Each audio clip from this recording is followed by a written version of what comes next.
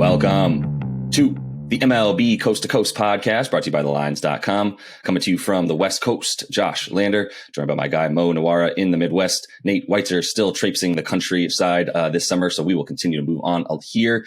We are bringing you each of these videos each and every weekday of this MLB regular season, so make sure you are liked and subscribed to that page. Also want you to head to thelines.com. That's where we have all the great written content that you will need, everything for the MLB and all the other sports we have ramping up this summer and into the fall as well. And as always, if you do still need a FanDuel or a DraftKings account, head to ftpicks.com or dkpicks.com. Find those listings in your area, such as what we've got here on this Wednesday night slate. We've got a ton of day games that I'm just going to skip through. We never have time to bring you guys those, so we get to those games starting at about 7:05 p.m. Eastern time. Kicking things off here with the Braves. Kyle Wright on the mound versus Ranger Suarez in the Phillies. Braves are minus 135 favorites there on the money line. Got the Red Sox and Nick Pivetta taking on Alek Manoah and those Blue Jays in Toronto. The Jays are minus 165 there. Dylan Bundy and the Minnesota Twins there taking on the Guardians and Cal Quantrill. About even there. Pretty good matchup, so to speak anyway. Minus 110 for both teams on the money line there. We've got Sandy Alcantara taking on the youngster Andrew Palante and the Cardinals in St. Louis. That line has shifted a bit towards the Cards, but it is minus 125 still for the Fish in St. Louis. Got the Reds, Hunter Green taking on Justin Steele and the Cubs in Chicago, minus 135 for the Cubs. Again, we're going to talk about here Julio Urias and the Dodgers in Colorado taking on German Marquez, plus 170 for the Rockies. We'll talk to Mo about why he continues to try to fade those Doyers. The White Sox and Michael Kopech are taking on the Angels and the Wonderless, rather, LA Angels. Shohei Ohtani, minus 190. We'll see what we get from him tonight on both sides of that plate. So let's go ahead and kick things off, though, with that NL matchup there. The Marlins and the Cardinals. Pretty good one in Alcantara and Palante taking the mound there. A total of 8 runs. Like I said, St. Louis has had that line shift a little bit towards them with money coming in on them overnight, but the Fish are still minus 125. So tell us what you like in this one, Mo. Well, I haven't bet a total in like over a month probably. But I think under 7.5, under 8, depending on where you're looking and what the juice is going to be. I like under 7.5 at plus. Yeah. So Jazz Chisholm, the best player the Fish have, I don't think he's going to play. He left Tuesday's game with back tightness, and Mattingly said he's supposed to get some testing done this morning. That makes me think he's going to sit.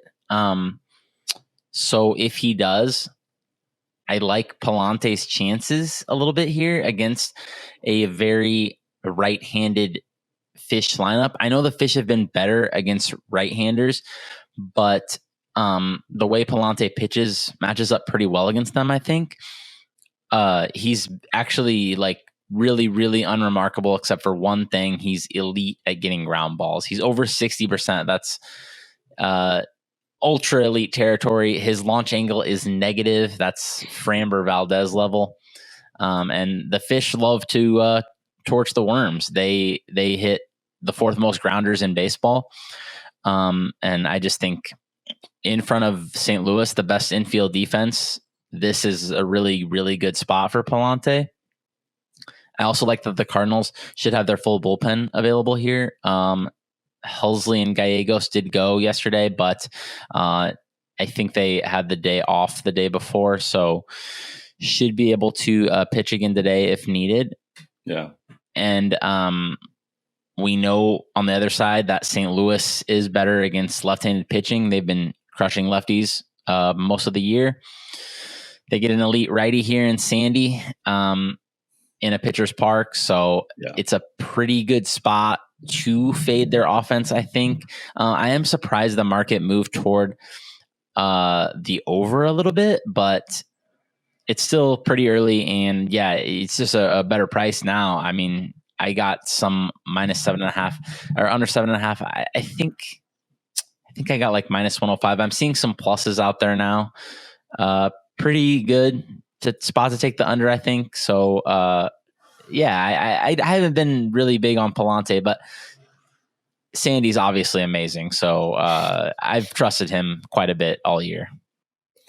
Yeah, that right-hander pitching against the Cardinals is those moments that you feel better about taking them. And I mean, there haven't been many runs scored already, as you mentioned, in that hitter's ballpark in this series so far. And the Fish don't win because they can't hit. It's definitely not their, and their pitching, it's good. But when Sandy Alcantara is on the mound, you've got to really take advantage of that. Obviously not a spot where, you've got a poor lineup on the other side. I mean, you've got a team that's in the top 5 in pretty much most relevant offensive categories for the Cards, but they're even better against lefties, as you mentioned. So with those lefty killers in the lineup, and this is one where I think I like the under as well. As you said, you continue to struggle to score runs for the Fish. The Cardinals are, maybe they're able to get to Alcantara for max 2 to 3, 4 runs.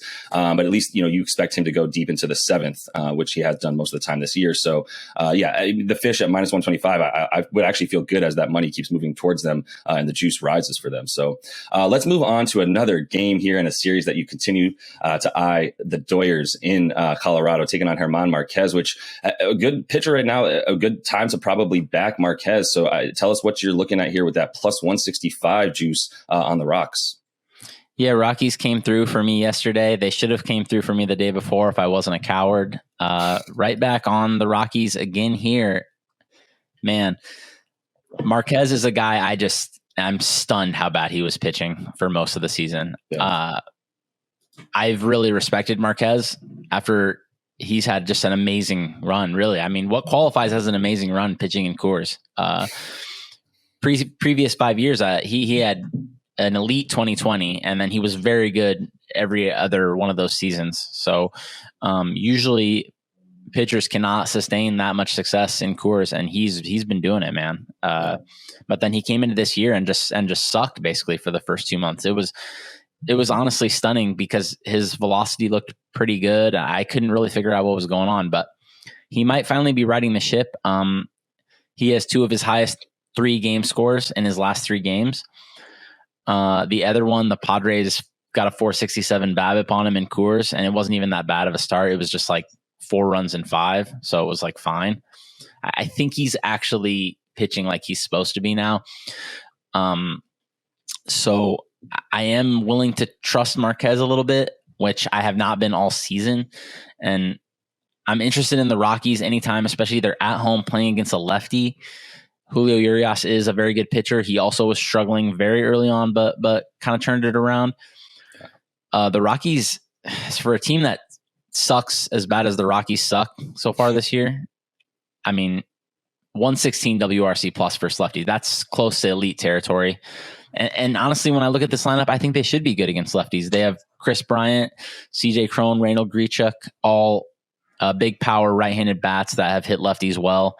So I think the Rockies are too big of underdogs here. I think just with Coors factor, high run environment here, they should be closer to plus 150. So it's not like the biggest value if you're just getting around plus 160, but I still think it's good to bet. And I was even seeing a plus 170 this morning. So you might even be able to get a better price than I got.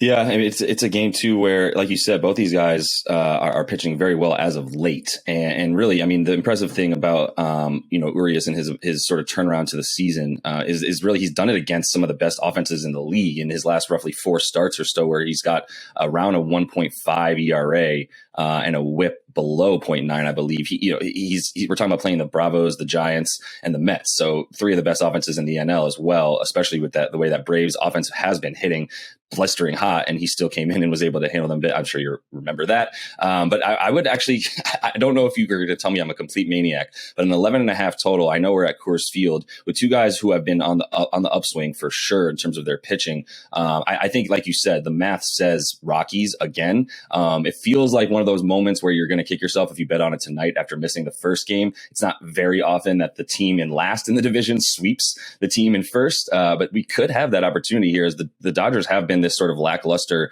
not very satisfactory team to their fans all season so far. And despite the fact that Urias is pitching much, much better, like you said, the Rockies, I do trust them against that left-handed pitching. And either way, I wouldn't mind taking that under 11.5 in this one, which still gets you. It's minus 115. So obviously the line was probably set a little bit high for odds makers there. But that is all the time we have for you in this one. Make sure you are liked and subscribed to that page. Continue to follow along with us as we are bringing you these videos each and every weekday of this MLB regular season. So until we see you next, happy betting.